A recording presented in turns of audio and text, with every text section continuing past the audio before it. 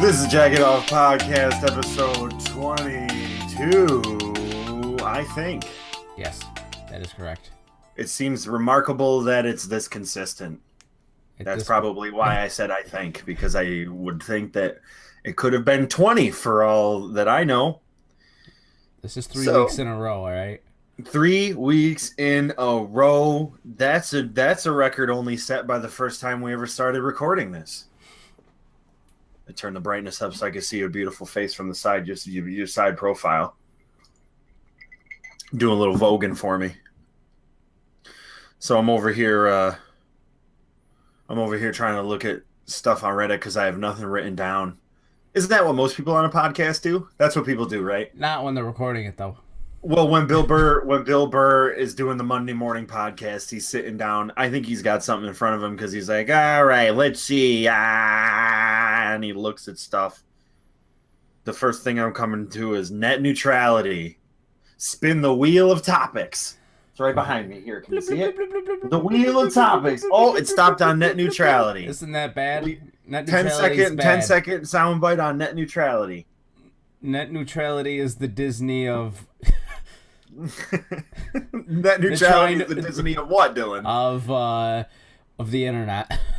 Is the Disney of the internet. They're Okay. trying to own everything, right? I thought you were talking about relevant news things, or else I would have said net neutrality is the Kevin Spacey of the internet. Although most of the stuff about Kevin Spacey Hey, on he's the gay. internet. It's not his fault. That's where Disney stops right there. cuts it off. Disney basically is like, we do practice semi-mafia tactics, especially in California for our theme parks. But Kevin Spacey, we don't want anything on that. There's no Kevin Spacey is going to be happening in the Disney film franchise. I think the little flipper laying it in between two spots on our wheel of topics here. We're kind of just jamming them together. All right, fine. Keep scrolling, and nothing. All right. So it concludes the topical portion of the program. Hey, thanks for playing. Let's spin it one more time.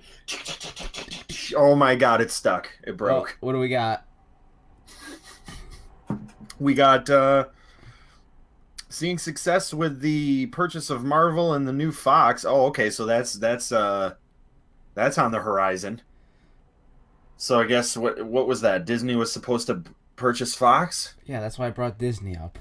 I was just bringing topics up. They were going to purchase Fox because basically they just wanted the X-Men and Fantastic Four licenses, pretty much. They weren't buying all of Fox. They were buying a portion of Fox. Fox. Fox Home Entertainment, or what is it? Whatever. There's a division of it that owns those two properties. Yeah, I can't remember what it is. I thought Sony owns Spidey. Yeah, that's right. That's why they used the Spider-Man font on the PlayStation 3, the OG Foreman grill. Fonts, those are fun. Yeah. Fonts are great, dude. You ever watch that show Objectified on Netflix? No, but I did scroll past it one time. I was like, oh, that sounds interesting. Give that a whack sometime, and give that show Abstract a whack sometime. Do the watch the Paula Scher one on Paula Scher. No, seriously. Is that like Paul Scheer in a wig? I think it's Paula Scher. She's like this incredible graphic designer that has her hands in shit that you would not believe. Like, everything in your life has been influenced by this woman who has worked for she's had her own agencies for like the past like 20 years, and it's like she's one of the most prolific graphic designers in the world. She's worked on pretty much every major campaign at probably she's hit the Forbes 100 like fucking 40 times. She would know not to make the Airbnb logo look like a cock and balls. She would have not only known that, but if they would have hired her to do it, Airbnb would have fucking surpassed Hilton by now. If they would have hired Paula Scher to do their shit. She's literally like the people that she hires at her company, and like her whole philosophy is fucking amazing. And also on the flip side of that, the other documentary that's really good for this type of shit is Helvetica. That's another one of those mind blowers of a documentary where you're like everything is Helvetica. It's like air. You're walking around your whole visual world and how you communicate with your surroundings, like in every language, is Helvetica. It's the clearest, most legible font, and it's the most prevalent throughout the entire Earth. I don't know That's that amazing. I can watch those three back to back to back. No, don't do that. That's real dry. And also in this same realm, to geek out a little bit more, to nerd out a little bit more, if you Well, what is it, Brent? Are you geeking out or you're nerding out? There's this book called Just My Type that is not as dry as you think. It's probably one of the most clever books on typography I've ever read. And it's a little bit there's some humor in there. There's some irreverence. It's doesn't take itself too seriously, and it's not showing you fucking diagrams of text and telling you about every single thing and where it came from and what type house and foundry. It's just a kind of a cool book about text that anybody could read if you're even remotely interested in like visual perspectives and design and everything else. Great Cool. read. There's 3 documentaries in a book recommendation in the Listen, first 10 that minutes. is what today is all about. Consumption of media. That's the theme of today's fucking podcast. It's things we like from past, present, and future. Isn't that every podcast? Nah, dude. No. Sometimes it's things we hate. Although that'd be another good one too. I mean, how general could it get? Like podcasts about things we like, podcasts about things we hate. Things we hate be great. A really great podcast. It'd just What do be you a hate? fucking rant-a-thon for 2 hours. I don't hate anything. You do have strong opinions on certain things that I find that crop up every once in a while.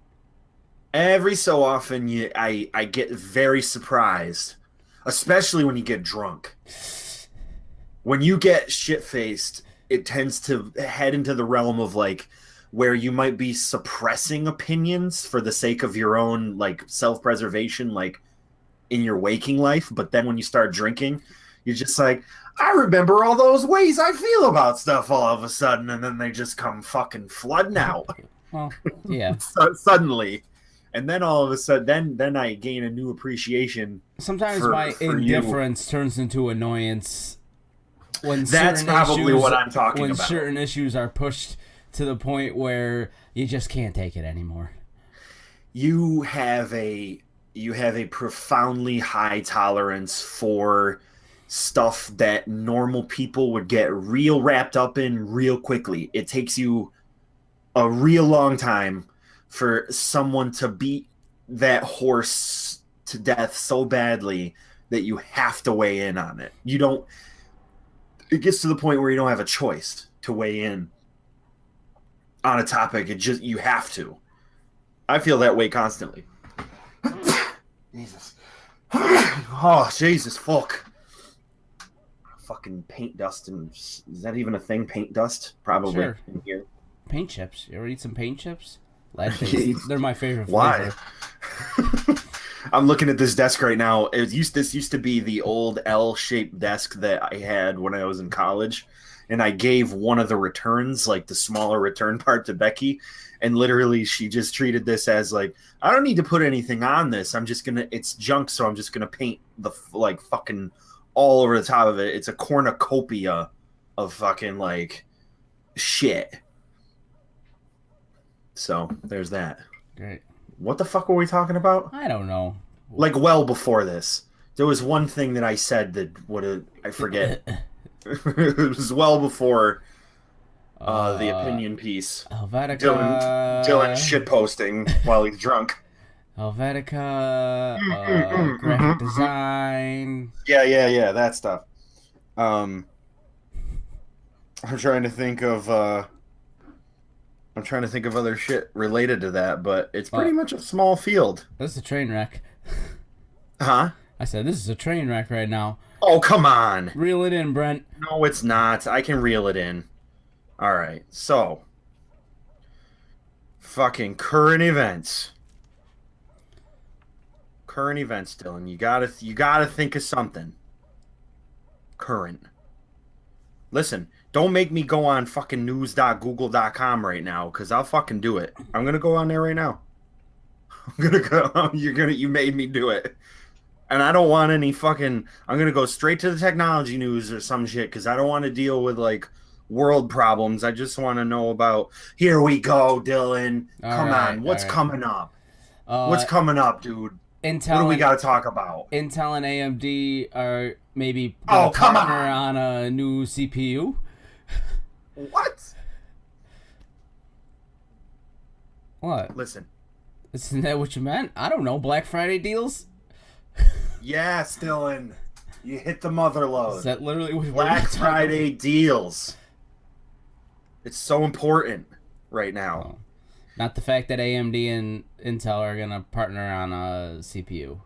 Does that even make you feel anything? Because I'm not interested in it if it doesn't make you feel something. No, because the only reason they're doing it is so that they could keep a monopoly. A 2-team monopoly. So that sounds awfully close to an opinion. They could push Nvidia out, so Nvidia doesn't try to come into the CPU. Play whatever. Just some words I heard. You made me lose it because I was gonna say Black something. Friday or something. No, it wasn't it led from Black Friday. Oh, I wanted to ask about how this is again a thing that you might not even remotely give a shit about, but hopefully I can get something. Chances are is do you have any opinion one way or another about stores opening up Thanksgiving Day at 5:00 p.m.? No. You don't? No. Would you say that in another sense, you can understand why people would be up in arms about that? No. I don't know why. What the big deal is? Yeah, what's the big deal? That's what I'm asking. I've worked a ton of Thanksgivings before 5:00. I've gone into work at noon on Thanksgiving. But that's a unique perspective for you, though. Worked till 12 hours. Guess what? Every business does it. Just because your business doesn't do it doesn't make you be able to stand on a fucking soapbox and talk down to everybody. You're lucky you have the day off. Guess what? Those orders you're making on Amazon, people are fulfilling them on Thanksgiving. Sorry to tell you. All those warehouses yeah. I thought they cut it for Thanksgiving and then they ship everything out the next day. Because nobody's moving it, are they? I guarantee they don't shut down. They don't shut down the post office. Well, right, but that's the fulfillment side of it. Wouldn't you figure that Amazon at a certain point would cut off shipment for Thanksgiving on the day of? So someone's in that warehouse processing orders. Right, I understand. I would just think that there might because like if you order from other sites, like a good example is like B&H Photo and Video. When you go on their website, they say the orders that are made before 4 or 5 o'clock on or after 4 or 5 o'clock on Thanksgiving Day won't be fulfilled until the following day. Okay, so maybe, I've seen that before, but I don't know if that's Amazon. Amazon probably actually doesn't fall under that category. But I was just the way I think about it in my mind is that the crusade to say that I'll qualify it with this. All over the world they do, like Canada's a good example of this, and in fact fucking Canada in typical Canada fashion, I saw like a post or something at some point where they were saying this is Canada's version of Black Friday. It shows somebody pointing the camera from inside of a Best Buy at the front door. And when they let the fucking rope down, everybody filed in single file, grabbed their ticket, and they were just kind of waltzing through. They were trying to make a point about how Black Friday basically kills people because it's a Darwinism fucking I think shit fest. one person has died from on Black Friday. Well, not died. People get fucking handsy. They get up in there Sure, and they but get the handsy. same shitty people that are gonna get handsy any other time too. They're just shitty people. The kind of people that. So I guess I'll pose at it in another way. The thing is if you know that the kind of shitty people that are going to come out for these types of events are going to be there anyway, I would just think you gotta minimize that window. Like, and also though at the same time we make a broad brush generalization about the kind of people that show up for Black Friday, but honestly, I've gone out for Black Friday before, way back in the day when it was still, like the early morning type, Friday morning type thing. For shits and giggles, that's what a lot of people do it for. A lot of people do the same thing for like waiting in line for video games and console releases and shit like that. They get up in fucking 4 or 5 o'clock in the morning and they go wait. I wouldn't consider myself one of those fucking loony bins that's going to go through there and beat some old lady over the fucking head. If you get it, you get it. With You don't need a goddamn waffle iron. You don't need it. Well, so that's you didn't need it up until this point, and just because it's $5, you don't need it now. That kind of stuff I don't like. Here's one that absolutely genuinely surprised me, and also like made me think, like, when something makes you when you see an ad for Black Friday with merchandise and you see a price that literally made me in my head go, uh-oh. Like, I thought in my brain, I was like, oh god, people are going to get injured. It was a 50 I think it was a 50 or a 55 inch Sharp 4K TV for $180. No HDR, which is absolutely a given in this price point.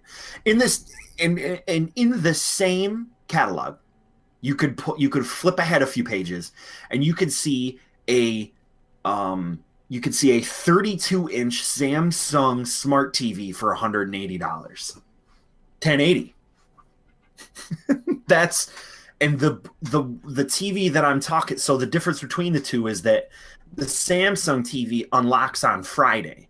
You're going in Friday morning to go and get the $180 32-inch Samsung Smart TV 1080p. You're going in Thanksgiving 5 o'clock to get probably 1 out of 10 Sharp 4K 55-inch non-HDR TVs. That's literally the number that scared me. Because I had never seen that before, not one time. Well, the problem with that is, okay, so you get you leave your house on Thanksgiving, you go to the store, you're 1 of the 10. You got your Sharp TV, Yep. your 4K TV, you got it for probably about a year, and it breaks because it's a piece of trash. So now you gotta get a new TV. So now the new TV you buy, add the $130 that you wasted on the old TV right on top of it. Yeah, the TVs, and it's not necessarily for everything. They make the price point look good. But people, at the same time, the product is trash.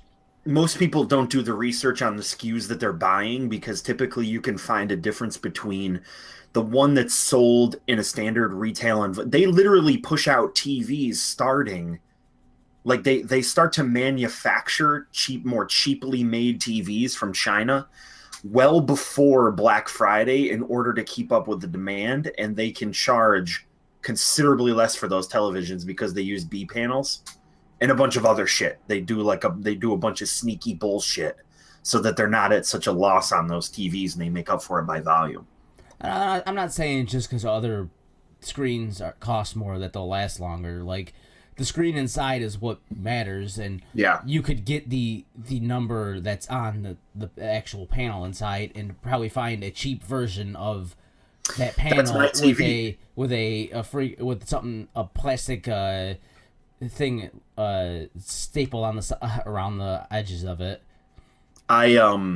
My TV is an A minus LG panel from China that's wrapped with a local brand. That's what my TV is.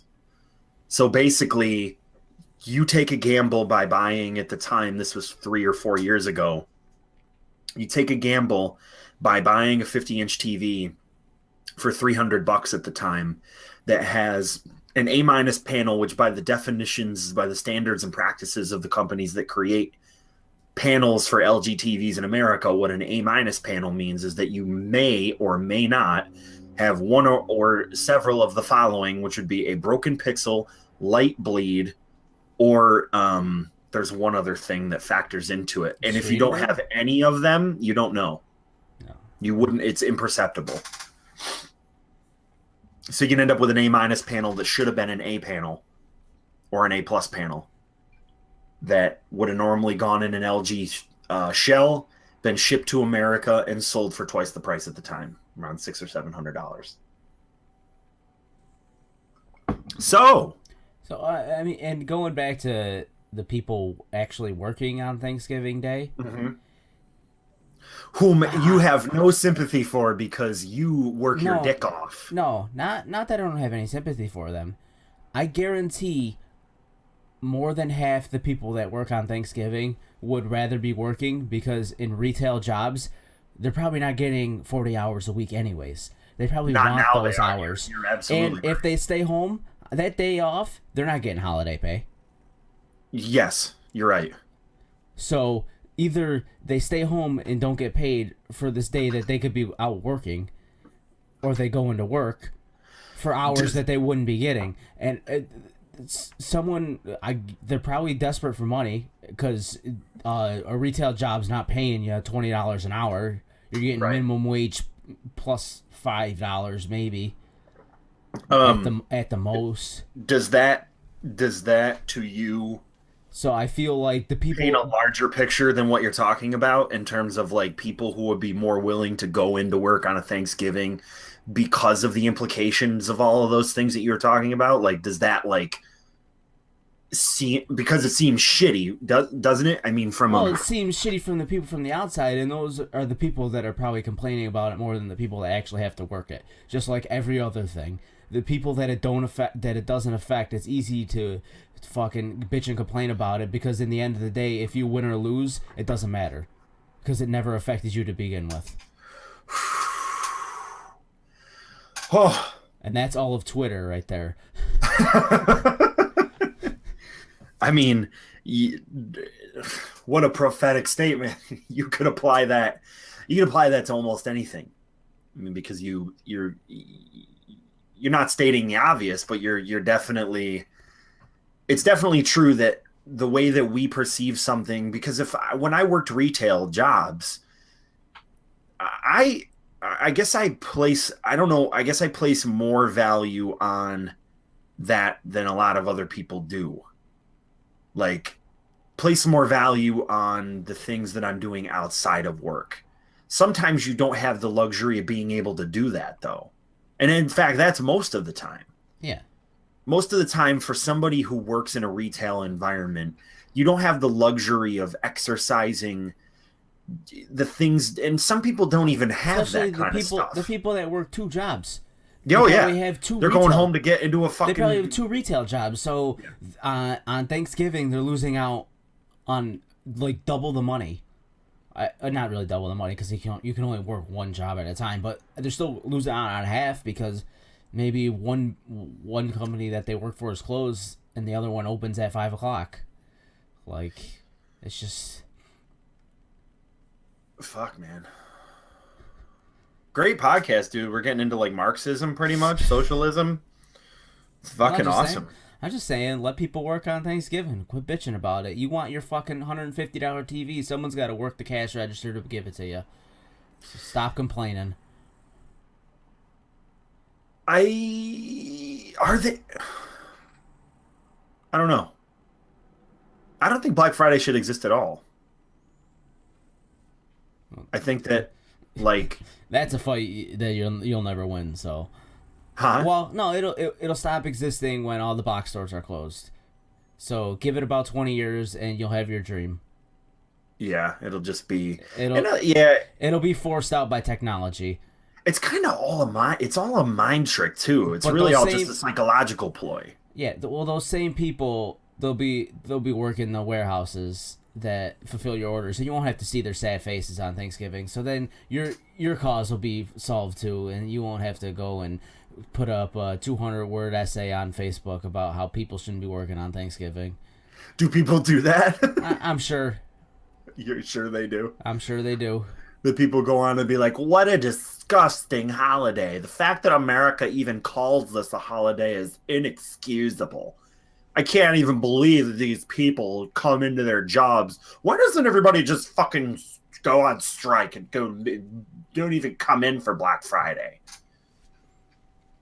And then everybody else who you're talking about goes into their jobs and they're just like, "Fuck those people. My ass isn't going on strike. I ain't in the fucking Teamsters. I ain't in a goddamn union. I don't have the power to be able to make diametric decisions about my retail job. I just get my ass in here and fucking put in the time, and then I'll go buy my $180 fucking TV next year." Guess what? My $180 TV's in the back room waiting for me to get off work, and I'm just gonna waltz up and buy it. Yeah.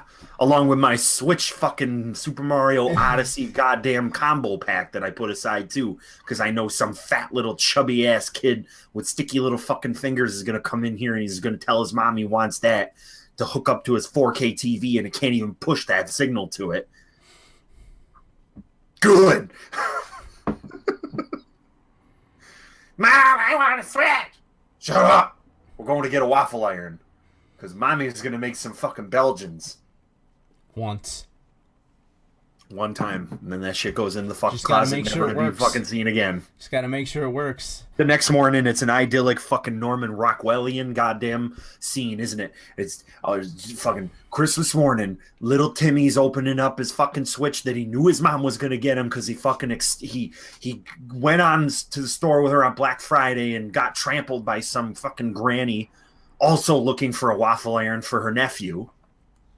And then he goes fucking opens up his present and it's, oh, what a surprise. It's just a fucking Switch with Super Mario Odyssey, and Brent's at his house, at his mom's house. And I fucking got another spatula for fucking 5 years in a row. Here's another spatula. Cool. At least it's silicone this time like I asked. And not a metal spatula. I don't got no metal cookware. Why are you giving me a metal spatula? Metal on metal. That's how you get them scratches. I ain't putting. You don't even know me. I got fucking hard anodized cookware. I can't put. It's all Teflon. I can't put fucking metal spatulas on it. I'll be eating Teflon.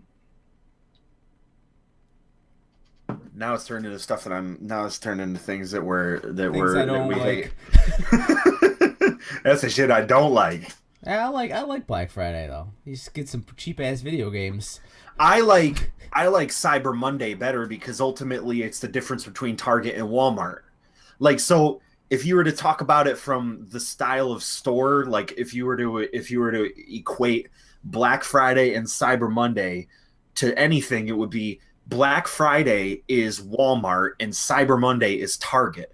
Cyber Monday, you're going to pay a little bit more maybe, that, you know, and sometimes maybe even not, depending on what you want. But Cyber Monday, you could sit your ass at your house, at your nice, comfortable ass house. After the weekend, you're full of fucking turkey and booze. You sit your ass down and you can order like some fucking nice 2 for fucking 1 video games or whatever you want. Those differences don't even, because most Black Friday deals are on their websites on Friday. It's becoming more prevalent that they are now, especially this year. I've been seeing a lot more that have been popping up on websites. A couple years ago, like I didn't feel like going out, so I went online Friday, and sure enough, what I wanted was right there. I just had to pay the $5 for shipping or whatever. Well, nobody's gonna go online and get a sharp 4K TV for $180. No. Turbo doorbusters are never gonna be excluded from online purchase. Those are specific to store. Well, because they want you to come into the store and you buy the TV, or they don't have the TV, then you gotta so you buy something else. And then you gotta get a light switch or a fucking picture frame with 4 slots so you can put a picture of your Dog. So it says family on it. It's got to say family. Yeah, on it says love, lust. Love, family, love, lust, faith, and dreams. You know. It has Jared Leto its signature right at the bottom of it. Special 30 Seconds to Mars picture frame is available at Target. Target only. Yo, I gotta get that Walk on Water picture frame. Yo, T Swift released some like special magazine at Target with her CD. Okay. It was like an art magazine that she did. Art magazine. Yeah, like high fructose. Well, I was gonna say like an art book, but you would think more of like it's basically a special magazine that came with the album, with like more art in it. Like you would get the booklet inside the album. Yeah. Picture that, but like a blown out magazine instead. I haven't listened to the album yet though, because she's waiting a week to release it on streaming services. I'm biding my time. Do you really think that she is as good of an artist as she? This is kind of a trolly thing to say, or a contrarian viewpoint on it, because somebody who's got as many record sales as she does is kind of the Creed argument, you know. I mean, but do you think that she is a good pop artist? That her body of work measures with all of the other pop artists that are out there? Because I've never thought that. Well, she's only recently become a pop artist in the sense of the... She was only very briefly a country artist, though. Country pop, whatever that was. It seemed like that was a blip on the radar, because now the number of albums outweighs those albums. Blip that made her the blip. Right. Well, and many artists are the same way. We talk about Lady Gaga going through the four epochs of Lady Gaga and then getting to Joanne and stripping it all off. With Taylor Swift, I don't think she's had a very definitive... I've never seen her have a definitive time in her career. You know what I mean? Yeah. Lady Gaga had a definitive time in her career, or somewhere where you could almost see, going back to 30 Seconds to Mars, you could even say that 30 Seconds to Mars had a definitive time in their career. That was the This Is War era, the biggest tour, the biggest album, and the most visual. It was the most visually cohesive, right? He had the atomic punk look and all of the things that you could identify him with, and the album it all had this one thing going on for it. Yeah, the Black Lady Parade. Gaga. Yes, you're right. Yes, that's exactly it. The other one would have been I just lost it. Oh my god. Lady Gaga. So it was like Lady Gaga had that one point. The Black Parade had the My Chemical Romance had it, and then there was one other thing that I was thinking of that had like that U2's one. U2's done it a couple times. U2, Madonna did it, which draws parallels to Lady Gaga. Yeah, sure. Because you had, the reason why I come back to Taylor Swift on is she doesn't. I don't think I could name a thing with Taylor Swift where it was like that was the blank era. Yeah. She just consistently puts out music that's accessible, which is that's nothing. That's just part of it. But also in the same sense, she's never had an era of like dressing or musical style or like anything. Like maybe this one could be it, because she like Taylor Swift turned like the corner into where like the front cover of the record is her with the hair slick. It's like 11 in Stranger Things. Like it's like the progression from like bald 11 to then like the wig 11, and then all the way at the top it's fucking goth slick back hair fucking street punk 11. Yeah, but I mean at the same time, you listen to the songs on that album and it's just Taylor Swift. Well, you wouldn't say that things like Look What You Made Me Do and what was the other harder one? There's another hard. Was kind of hard. Hard. Those are songs that hard. In many ways, she exactly hard. Yeah. What a way to Danny Brown it. hard. It's like Danny Brown hard. Yeah, that's exactly what it is. Triple X Tentacion. It seems like she literally what Taylor Swift is a litmus test for what is currently the trends in you can literally watch her go through what are the most popular things in music at the time. She literally will latch onto them either at the height of, and this depends on whether or not it's successful or not. She's either latched onto them at the height of them or when they're on their way out. And that's what tells you whether or not something is, it's the equivalent of seeing it on Reddit and then a week later your grandma posted on Facebook. Taylor Swift has gone through areas in her career where you've seen her do a thing right at the top and then it's suddenly like, holy shit, like she made it popular almost by default. And then you can also see her in stages where they see something, but it's too late. It's too late. Yeah. She's either chasing after something or she's already got it. Well, she invents it.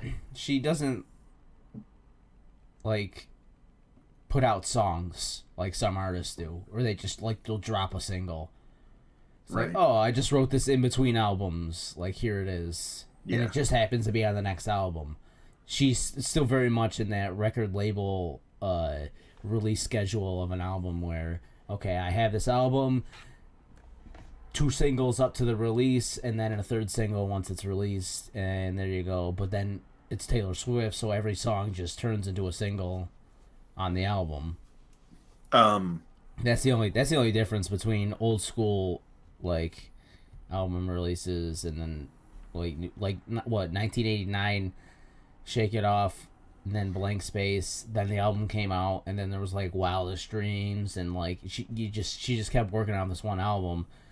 Then she stopped, or then she did the tour or whatever, your basic album release tour schedule. Then I think this one was like 3 years later at this point, so there's like long stretches in between the way they do it, but that's, I don't know. I kind of lost why I was talking about that.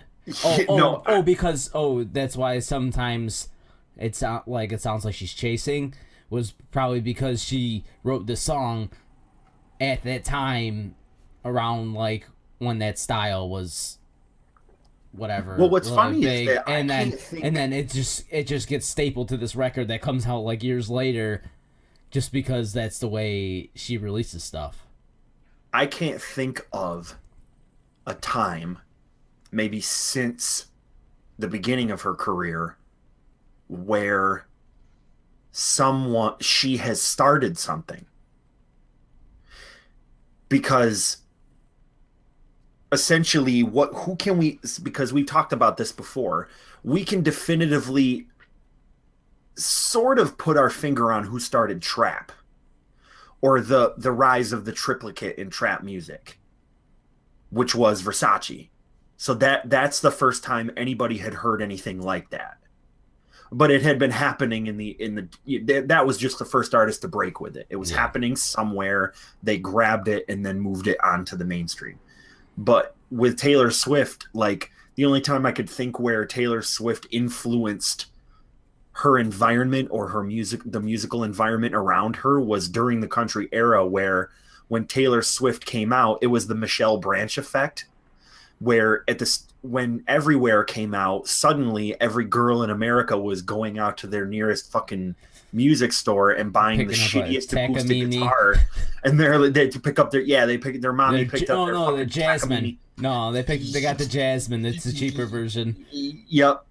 And they pick that up, and then they go to their guitar teacher that they're buying for like $250 a fucking lesson, and they're like, "Teach me Everywhere" by Michelle Branch, and then fucking Vanessa Carlton. Every girl's now taking piano seriously. I want to learn how to play fucking 1,000 Miles. With Taylor Swift, then all of a sudden... I tried to learn how to play 1,000 Miles. Everybody has. It's one of the most uniquely recognizable piano riffs in history. But my point is that not since the Teardrops on My Guitar days was Taylor Swift so forcefully impacted on her environment. Like that record, those first records influenced so many uh uh teeny boppers to pick up their guitars, to pick up their fucking acoustic guitars and try to be the next Taylor Swift. Since then, Taylor Swift has just used other means by which to create pop music by artists that have already established a certain style of pop music. Sure, she got big yeah, by doing her thing. But she isn't trailblazing. And then she became part of the machine. I think the only way to move ahead of the machine and become somebody with like a permanently lasting legacy. When the machine is lining your pockets.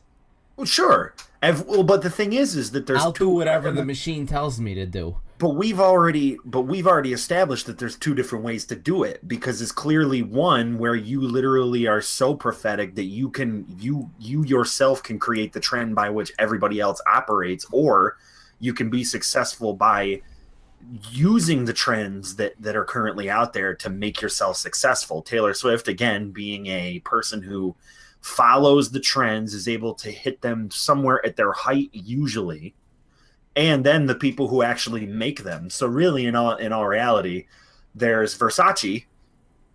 Versace is somebody who's just like, I've heard this like in the underground. I've put my ear to the ground. I've been in it and I understand the style of it. So I'm going to go. And then now after that, every single person is going to do it because it has something to it. Then Taylor Swift somewhere in there gets onto it, a la Reddit to Facebook. She's grabbed it and she's like, well, I'm going to do something like that. Or Katy Perry is another great example of this too. At the height of not necessarily trap music, but it's kind of, well, yeah, it would be. Dark Horse. Yeah. Dark Horse was an egregious example of somebody who did a song that sort of hit it, but didn't. Yeah. But did. Well, Juicy J was in everything at that point, so why not a Katy Perry song? He still is in everything. What's that shirt? It's a hot shirt. Pink Dolphin. See, that's what I was talking about with Andrew when we were playing fucking PUBG the other. You left the room and I started talking about like fucking you and the fucking shirts you find and shit. It's crazy. I'm out here. I don't even know. Like when I remember when I talked to you. Your shirt's got a little pocket on it. Huh? Your shirt's got a little pocket on it. It's ombre too. Look at that. And it's got a little sleeve cuffs. Yep. Target. Target. Is it a Misimo? I think so. That's the thing.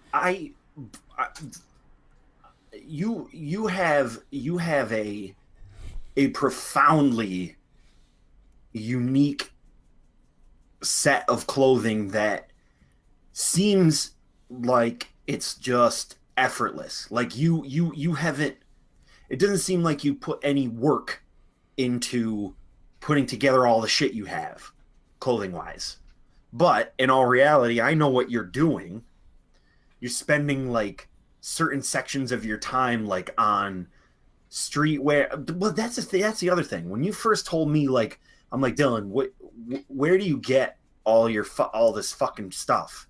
And you're like, dude, you got to get on r/streetwear, bud. Every once in a while, I get on there. And all it fucking is an Adidas fucking Yeezy Boost circle jerk. Nothing on there is practical shit or weird shit that I like. The only thing I was really getting off of there was brand names. Like weird brand names. And then I would go to websites that sold those brands and find stuff that I actually do like. I don't think I've purchased one item that I saw in a picture of at Streetwear.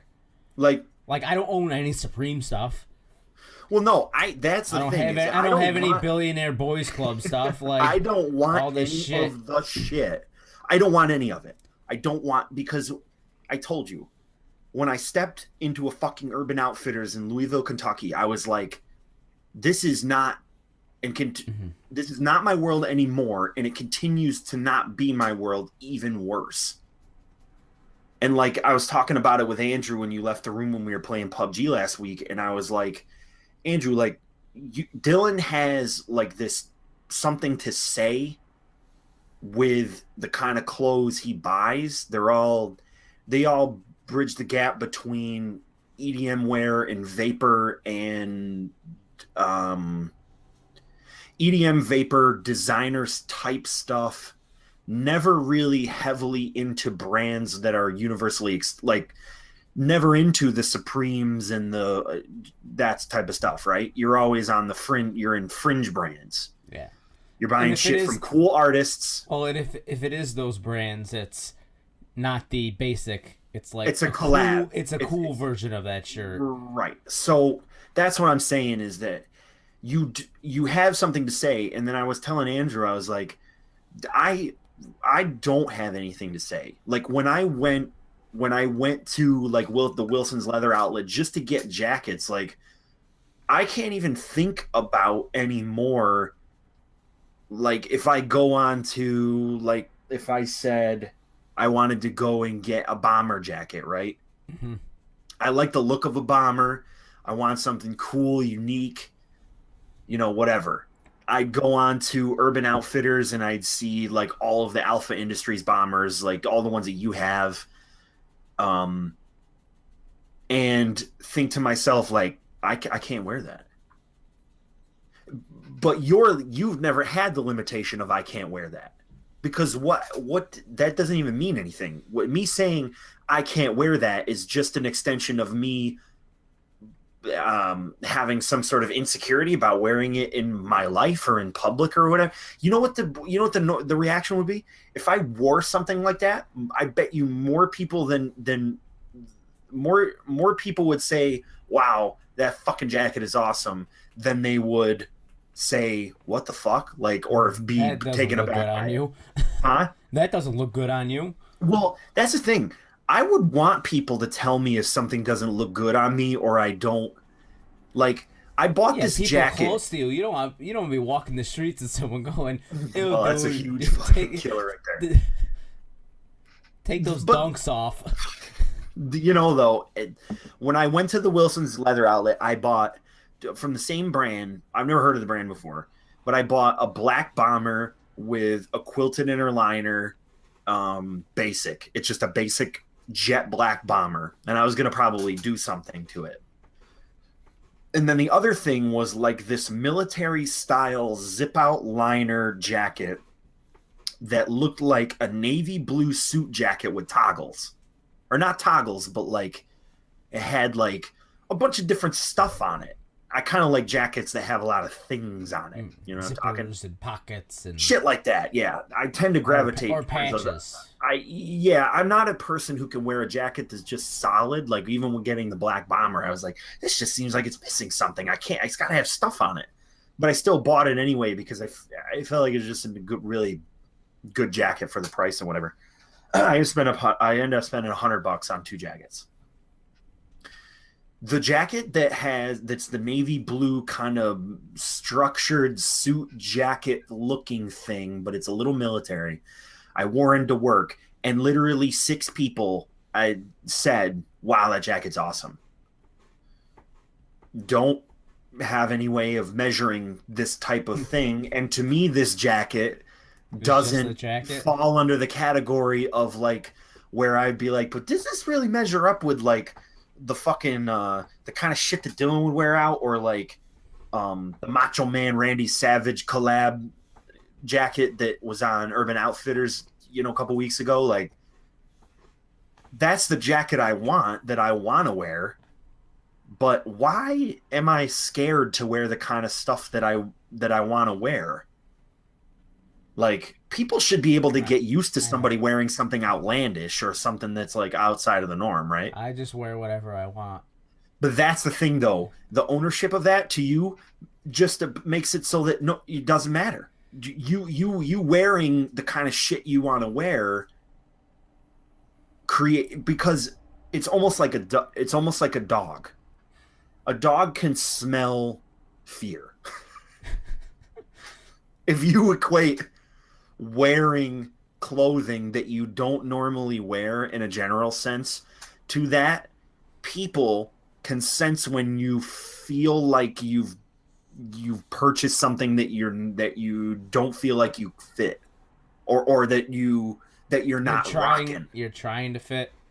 It's like, oh, it's a thing now, guys. I'm trying to make this a thing. Look at us. Look. I'm trying to make. I'm one of I'm you. trying to make my Macho Man Randy Savage bomber jacket a thing. It seems disingenuous to me to wear certain things because my whole closet is filled with white people, fucking clothes. You know what I mean?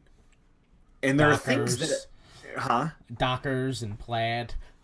It's like, and this is getting back to what Andrew said. Andrew told me, he's like, but you do have an identifiable style, but the only thing that I can tell you that it is like hipster, but not all the way there. And I said, he's like, what I'm trying to say is what your style is like, it's hipster, but nobody can fault you for it, or nobody can like make fun of you for it, because ultimately you stop at a certain point. Like he's like, you stopped at like the slouchy beanie where you could have gone on, You don't have the chinos. He's like, you could have gone on to the raw denim cuffed up at the bottom and fucking beard oil and fucking tight button up fucking shirts. You know what I mean? Like he's like, you could have gone all that way, but you just stop at the things that you feel comfortable in. But again, it's just like, I've always been envious of the idea that like you have, again, this pretty cool collection of shit. Legitimately. Don't worry, bro. Like, it doesn't get you anywhere, so. Well, listen, that's never what it's been about. Where have I, like, it doesn't. I'm just letting you know. I'm just giving you a little food for thought, a little reprieve. Why do you do it? Why then what is your personal feeling about getting these clothes? Is it fun? It's just something to do. What's fun about it though? Nothing. I don't know, finding them, just like looking, like. So Virtually, I'm crate hunting. What's crate digging? Crate digging, yeah, or rag. But you get to show people the fruits of that labor somewhat. Well, sure, like a DJ would. You crate dig so that you could play out these songs, right. Like.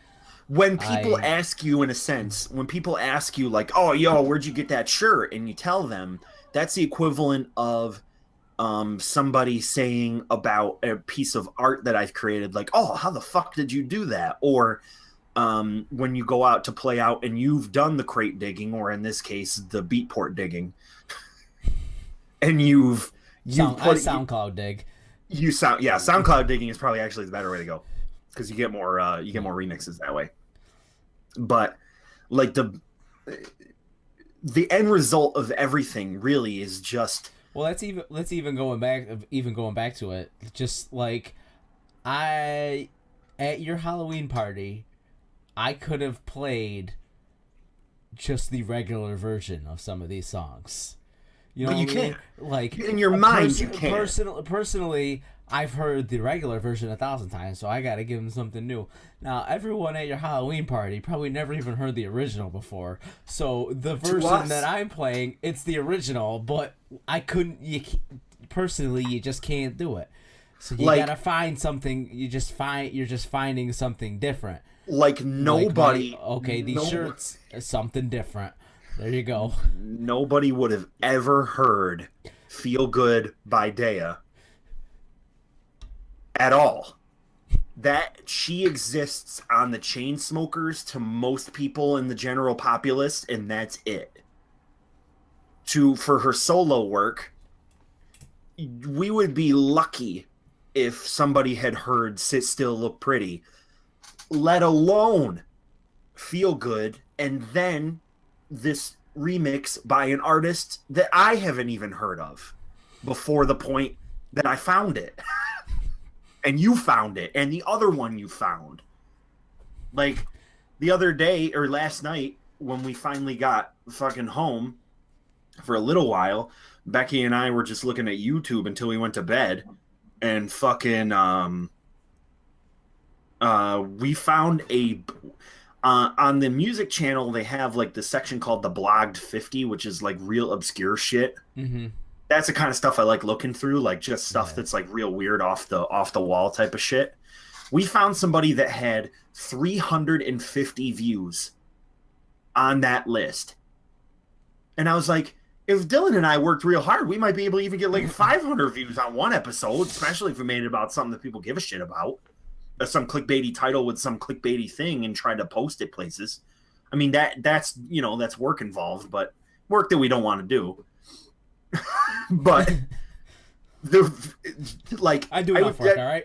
that just calls into question for me, like, how many people out there are making stuff that, like, I literally am in a time where I can perceptively follow artists from the point at which they gestate all the way to the top, and not in any way follow the typical cliche convention of I knew them before it was cool. Like, I literally knew them before they were cool. Like, when you and I follow music as closely as we do, you find yourself in scenarios where you can you literally can mark it.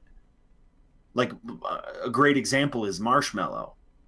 Like, what was the first Marshmello song that we ever heard? It was probably it was well before them. Maybe home. No, Bounce.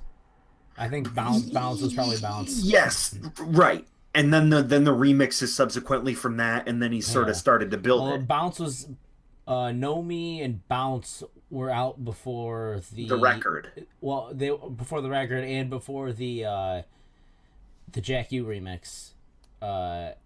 Where Are You Now? Before he did that, which was kind of the skyrocket. That was where it was when they played him out. I remember him posting it on Facebook when they played him out. I think it was Ultra. Yeah. And it was like, that's where I could track him, and now he's doing vertical videos of fucking Selena Gomez. And that's gonna send him off. Yeah. So, you play any good games lately? And more to the question, so, did I play any good games lately? So, did I play any good games lately? Yeah. So, did you? I did. Go ahead. So, what do you got for me? So, as I stated earlier, I bought, got on the PlayStation and I bought New Order, Wolfenstein New Order, and the Old Blood, and that was $30, and then I tacked on Mad Max for $5 because why not? Heard that was a pretty decent game. Very empty open world. I played. Yeah, that's true. I heard that too. I played through. I played through the intro to New Order, and through the first two episodes, whatever you want to call them, on after the intro. So you played the Normandy style beach invasion. Mm-hmm. Did you make the decision? Yes. Okay. So who'd you pick? I picked oh my god, now I can't remember his name. Fergus and Wyatt. Wyatt's the younger kid and Fergus is the older guy. Fergus I ended up sacrificing. Okay, so you have Wyatt. Yeah, I have Wyatt for my the young kid. Yep. Okay, it's the same route I want. I never played it twice to do the other run. I won't. Well, You might know already. How far did you get? I got a little bit past that. I got past the The where am I at right train? now? Did you get to the train? No. Okay, so you did the hospital stuff then. Yes. Okay. Um but what we talked about on the last podcast was absolutely right. The story driven part of it does push you through most of it. Um the beats are right on. Everything about it, cinematically speaking, is right on. And you don't ever feel at a certain point that you don't know what to do. Or at least if you don't know what to do for a minute, you're gonna feel like you're Yeah. never left with any question of where to go, but you still have a sense that you can explore There's things. yeah, there's it's possible to take a wrong turn, Yeah. that wrong turn won't drive you so far off the beaten path that you can't finish the objective. It's The beauty of it is that like you're rewarded for that because usually along one of those sort of dead end roads you're going to find materials, but yeah, also at the same time I think especially for a game that doesn't have recharging health. Like yeah. a lot of times you want to go searching for that health or armor because depending on what difficulty you play it on, that goes away real quick. I played it on, I'm just playing it on medium. You're not um playing on baby mode, right? no. um Hurt I me just played it plenty. on what they said. I just played it on what they said to play it on, and you die. You die a good bunch. You're not dying on the same level that you die on like a Dark Souls or anything like that, but you die. Really, ID Software's difficulty level is pretty much. Do you know how to play Well, a pretty I've fast never paced Twitch heard shooter? anyone call it Huh? ID software. Whatever. Um, That's pretty the funny. what? Everybody calls it id. Well, it's because it's id, like the part of the the id, ego, superego, right? Isn't that No, I part of don't the know. brain? I Aren't have those the no. three I don't know. three If that's, I the mean, it makes sense with psychological? what it is but I didn't know what reference they were making. Yeah, that's the reference they're making. Um, You should read Masters of Doom. It's a good book. But continue. Just so Wolfenstein, great, really great game. When the new Colossus comes down for Black Friday or somewhere around there, I'll probably grab that. $35 Target. Okay, that's a good deal. Um, Don't worry, I'm already looking for it. it's a like I said, it's kind of a great pace. I just don't think I've ever played anything that has such a great pace to it. I mean, Doom had a similar pace, It has the but same pace in the combat, but not it's in the more story level. beats. It's more level based Yeah, level, and then well, there's some good story in there. Not good, but like it's a real, clever story for real fuck. fucking Yeah, for real clever. yeah. And so is this one in a way because the concept blurs the line between something that's innately futuristic but also puts you in a certain time period. Like alternate reality storylines are really cool. I feel like that's always a really great way to create something unique is to say what if something else happened. Yeah. I think that's a really clever plot device to create a universe that makes sense and also doesn't seem out of place. Like it could have happened. That's the Well, thing. it's a little fantastical with the giant mechs, but That part of it, I think, helps to give you a sense that you're to push that reality further. well, yeah, Like for like you to like be like, wow, it really is that horrid. Like they're pushed because it could have certainly been well by that the books. What happened if the Nazis won? They could have developed technology that could have mimicked yeah this, they but not at the time period they're yeah talking they about. could have won they could have won But that's just it. plainly. Now it's they won because they had this technology. It's almost the same idea of like the conquistadors in a sense, because the way that the Nazis won was these insane technologies that they were developing. And it's happened many, many times throughout history that from the real history, from a real sense, that when a civilization advances far quicker than another and they go to invade or to do, to cause war onto that civilization, they profoundly impact that civilization with how much far forward they've progressed. Yeah. So it's way outside of the realm of possibility for the Nazis to build fucking robot dogs, but in a sense, they've created a world where it doesn't seem out of the question. That's the beauty of it. You're kind of just like, wow, that's insane. It's also insane that it's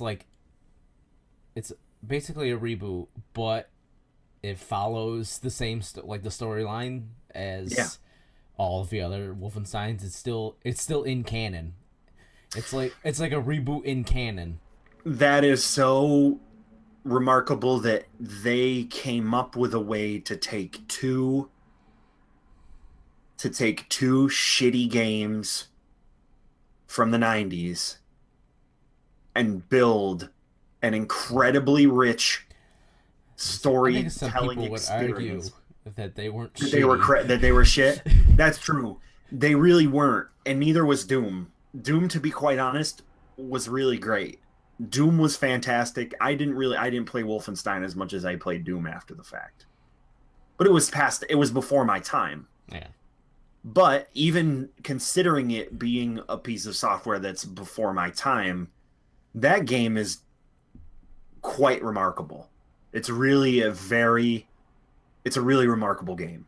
That format, the whole format of the letterbox level-headed shooter, like just the no aim, no nothing, single level shooter, is there. Nobody else was doing it. That was it. That they came up with that concept. The shooter. Nobody could think you could shoot anything in a video game unless it was like top down and you were a little fucking triangle. Or wee. Like before that was all you had. And then now you could shoot fucking demons and have all these crazy guns and shit. Like, the fact that you can dual wield machine guns in Wolfenstein is proof enough that I'll get to a certain point in the game where I'll feel fucking like I got like 2 chain guns in each hand or some shit. It's awesome. Yeah, it's a great game. It goes places. Keep playing. Like it gets like real out real there. Fucking zany. Yeah. Oh yeah, I can't wait. Real wacky. Some real wacky stuff happens. I like that they're also playing with the device of the super soldier too, because that kind of lends itself to the Nazi type of idea of the whole thing. Is that the one guy is sort of, well, the cool thing is well, it's not cool because it's an abomination, but like the Mengelev thing in real history, Dr. Mengelev, like that. They took the concept of him, he was basically a biological researcher. Yeah. And they Weskarized him. So they kind of said, okay, if we move into this universe where the Nazis won, and it was because they had this like this ruthlessness in the technological ability to create super soldiers, it all falls into place if you think about it from a historical perspective, because what was the aim of the Nazis? To create a superior race. But what the writers of this story decided to do is they said, okay, in the idea of this, inside of this concept, we're going to say the Nazis won because they had superior technology, but what they also did was they used it to fit their agenda of creating the perfect human, and also we're going to follow the storyline of them from the perspective of Auschwitz and some of the worst places were experimenting on people. So you put this Mengelev type character in there, but the guy's basically a mad scientist. He's like they like elevate it. They like he's trying to sew twins together or whatever. They elevate him to the level of Farnsworth, Professor Farnsworth levels of like Doomsday. I just think that's interesting because it all falls into it. Yeah, it was Perfect like human, super soldier, experimentation, all that not stuff. only if what if the Nazis succeeded, but like what if Mengelev succeeded in like the weird shit that he was trying to do. That's the Like thing is that most of the time people would say that the sheer horror of what he did to people in that time at those concentration camps never really yielded anything that was could have contributed to science, and many people kind of said, well, how could it have? yeah. But in this storyline, he clearly made progress with how Oh yeah, like complete disregard he had for human life the end of the game, you realize that he made progress. Like beyond even what yeah, you experience in the beyond beginning. yeah beyond what you expect and everything. So Oh, that does pay off towards the end. that's cool. Yeah, I'm enough jerking off that gaming dick. So how about you? We'll Oh, wrap it up. did you not play Mad Max at all? Huh? Did you not play Mad Max at all? I didn't get a chance Oh, to okay. install it. Fucking Wolfenstein is like 60 Oh yeah, it's huge. by default. Mm. So I got through the first like 15 or 16 gigs, couldn't even get past the opening sequence. And then I was like, oh, okay, I'm just gonna play some Titanfall for a little while and let this pan out. And then it finally installed. So I don't think I ever talked to you about Pyre. No, you said you were gonna play it. Well, I'm still playing through it. I gotta be close to the end. Like, so it's basically a visual novel Uh huh. with a like NBA Jam style game stapled into it. Okay. So you wake up in this place called the Downside. So there's the Downside and the Commonwealth. The Commonwealth exiles people to the Downside, and they exiled you because you can read, basically. Okay. So you're a reader. These people find this team finds you, and they're like going. They're basically a group of people, just trying to stick together to survive. Kind of like an underground yeah, type. like, yeah. So you meet up with them, and they have this book, and you realize that there's actually a way to get out of the Downside, and it's by conducting these rites, which is the game part of the game, basically. Right. So you go through. You got you the beginning part is very linear, where you're just like you're working your way towards this what they call the liberation rite, which is the last rite that and only one person on the team can be liberated back to the Commonwealth, liberated from the Downside. So you there's like choices you make of like, oh, I want to go this way, and it'll up this guy's stats for the next right, or I want to go this way and I can find a gem that I could sell to buy a trinket to up their stats like permanently. So you go through all that and you do the liberation right, and then it like kind of opens up a little, and as you're going, like there's other teams down in the exile that you're battling against that have figured out that there's a way they could get out. Oh, so it's rat race.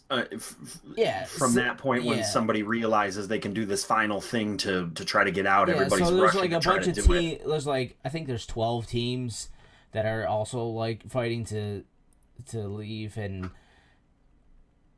after you do the first liberation right, the world kind of opens up and you could just pick who you want to battle, and your little cart that you get starts you could fly, so you fly to different places. So after you do the beginning like run through the world, it's more just like straightforward. All right, I'm just gonna fly to this place, do the right, fly to this place, do the right. But you still have like story beats in between, and like there's towards the beginning you realize there's a guy that like is kind of running your group, but you don't meet him, and then you finally meet him and you realize that he's trying to basically throw a coup in the Commonwealth. So that's why you're trying to liberate these people to start an uprising to overthrow the government so that people won't be exiled anymore. Yep. You know, the classic tale. Bourgeoisie. So I'm at the point where, so and also once you liberate your character, like you gain characters as you go through the world. Also on your team, so you pick who you want to run the right, and each person it has like different skills, different. There's like a little aura around them, some of them, and that you can banish the other team to like clear spots so you could score on them. And some people the aura like trails them, other and you throw the aura out. It's there's like certain mechanics in it that are pretty cool. What's the NBA Jam mechanic? Well, no, it's just like the basically playing basketball, like a three on three basketball style gameplay. Wow. And What is the ball in this case? It's literally a ball. So is it more like Quidditch? Yeah, kind of. I mean, it's only one ball.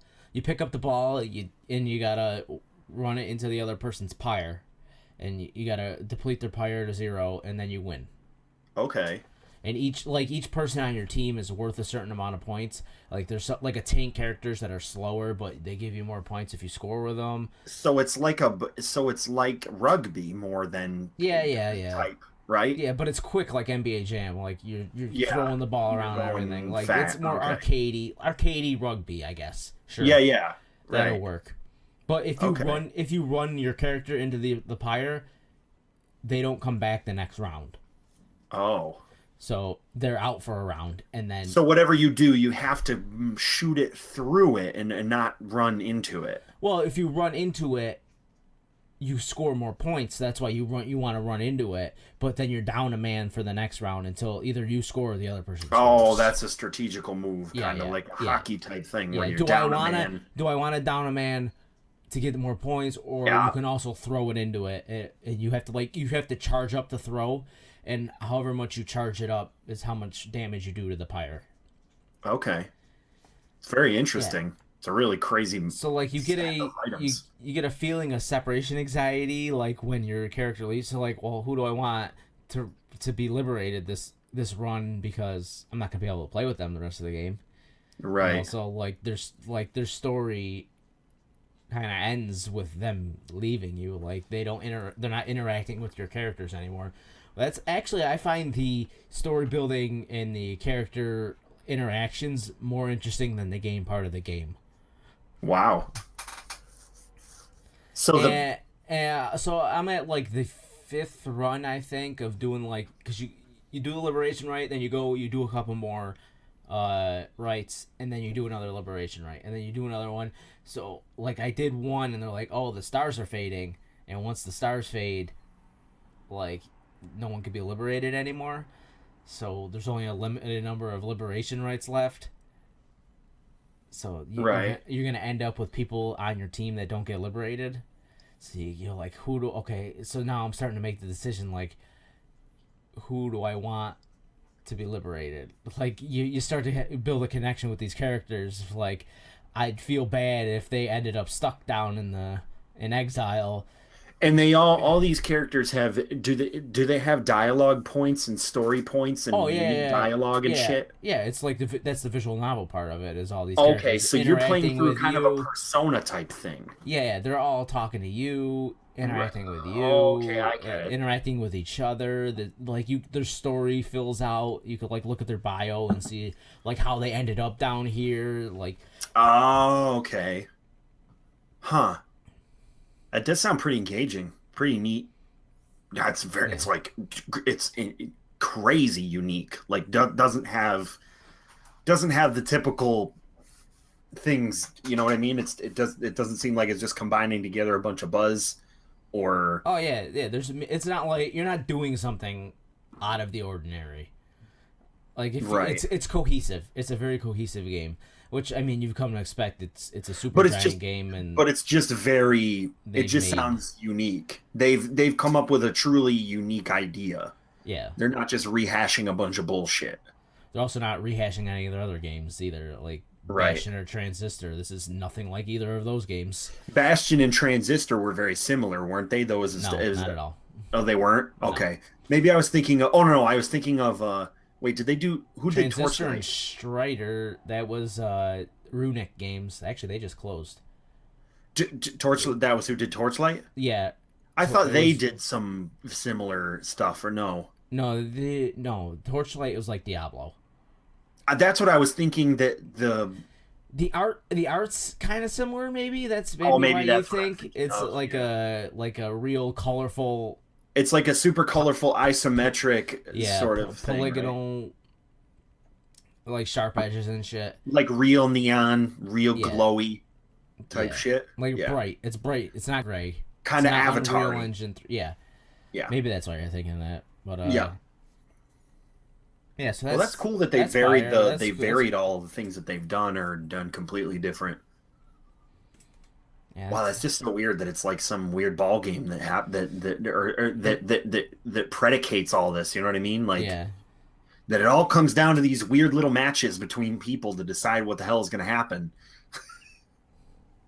Kind of neat though. I have to look up some footage. And also, like when you lose, it just affects the game. It's not a game over if you lose the battle. You know what I mean? The So game right, it keeps going. Do you just lose stats or you lose Well, there's like a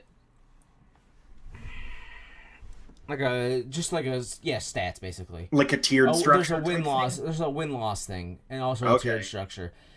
The only one that matters if you lose is the liberation right, because if you lose, the person on the other team gets liberated, and you're stuck there. You know what I mean? Right, right. So you're not liberating any characters, and as it turns out, it's going to be limited at this point. Like So if you don't win a bunch of these realize matches, you're just burning down the clock for how many people Yeah. you're going to be able to get out now, of there. see, I don't know. I've won every liberation right that I've done, so I don't know that if you lost all of them, if it would trigger this, like the clock's running down yet, Right. or until you like liberated a certain amount is when this happens. You know what I mean? I don't know the game part of the gamey, like the background Right, triggers. what's happening as far as the calculations are concerned. And Exactly. Like I don't know that if I lost the first three, like I think I've won 3 so far. So say I lost the first 3, if it waited for me to win 3 before it's like, oh, it might be clock's falsely ticking. giving you the sense that something is happening just to try to give you the little bit of like a tenseness to it. Yeah, like I don't know that the clock doesn't start ticking down until a certain number of characters in your That's party I mean get that's what I would liberated. think, so that you don't end up in a situation where the game is like literally unplayable or Well, there's some it's always, futility into it. it would always be playable. You would just end up failing because there's like a percentage. You see this percentage on the corner of the success of the coup as you liberate these Right. characters. Like my percentage is at like 42%. So I guess if you lose all the liberation rights, like say there's only 7 to do, and you lose every single one of them, you would fail at this overarching storyline. You would fail the overarching storyline of overthrowing the Right. government in the Commonwealth. So that would make sense, but that would also give you a lose state for the end of the game after you've played the whole game, which I kind of like the idea of. That is, I mean, if that's really what it is, and they're not trying to create some sort of like, because there's False many sense of many success. games that creates a false sense of that. Yeah, They try to make you feel like if you don't do this, then you're not going to succeed. But in the back of the game developer's mind, they just have to play the card of you're going to win, but how long is it going to take you? Not there's a chance that you just might not get the best possible outcome, Yeah. or any outcome. That would be crazy if that was what it was. I mean, that would be a great. That'd be breaking the mold in terms of game design, to be like, yeah, there's a way that you could get to the end of this game and work so hard and nothing happens. I have to look it up when I actually finish it Yeah, completely and see if anyone figured out what happens? Yeah, if you just lose like them? if you just lose them all. I'm sure. Wow, that's intense. Well, I also have been playing Near Automata. We can talk Yep. about that next time though. Yeah, save When I it, dude. get We don't want it deeper in. when we do the next 2 hour banger. I'm only 12 hours into it, so I don't really have much to say about it. Only 12 hours into it. It's like Final Fantasy. I'm only 32 hours into No, it, so it's not that long. I think it's only like a 30. I think it's a 30-hour game or so. The thing is okay. So I'll just talk about this part. The first 30 minutes, there's no saving. Basically, there's a string right in the beginning, right when you start, where you can't save it from the beginning of this section to the end of the section, and like once you beat it, it pays off. The hard mode in that game is pretty freaking hard. It's like 2 hits and you're dead. And if you die in this first chunk, you're starting over. you're starting over. I started it on hard mode because I start every game on. I like to play on hard just because I like a little fight back from it, like from a game. An hour of my clock time on my save is just for me dying and restarting that beginning thing all over again. Wow. So you did it more than 3 times. Oh yeah, I did it like literally an hour long of my playtime is. I think it was actually like an hour and a half almost. It's just me redoing the beginning part. Oh my god! And at one point, I just turned down the difficulty, and I like beat it the first shot, like one shot, and I'm like, well, that was way easier, and I'm actually having fun with this. I was getting aggravated. I had to do it. I'm like, either I do that, either I turn it down, or I just won't play this game anymore. Yeah, I feel that seems like such a wide gap between those two things, though. It doesn't seem like it's very granular in the sense that you could dial it down and you get thrown right into it, and you have no clue how to play this game. Right. Wow. And there's like some, it's real weird. Like I'll talk about it next time, but yeah. All right. There's some weird stuff. Leave them wanting. Who? Those people. Them. Me when I listened to this after a week and I forgot about it. All right. As always, the audio versions of this podcast are available below the video, as well as any relevant things that Dillon may have talked about today that he might feel like putting in there because they are things that he wants people to know about.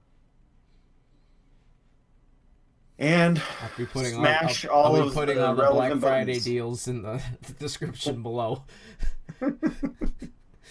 We don't put any annotations on this shit because fuck that. Fuck annotations, B. I can barely remember to upload it. If Dillon remembers to upload this, you will see our cliffhanger for Nier Automata next week. Or maybe not, because you never know what next week will bring, because we might break our streak of 3 solid consecutive 2-hour bangers of the podcast. That is the Jack It Off podcast for this week. Goodbye.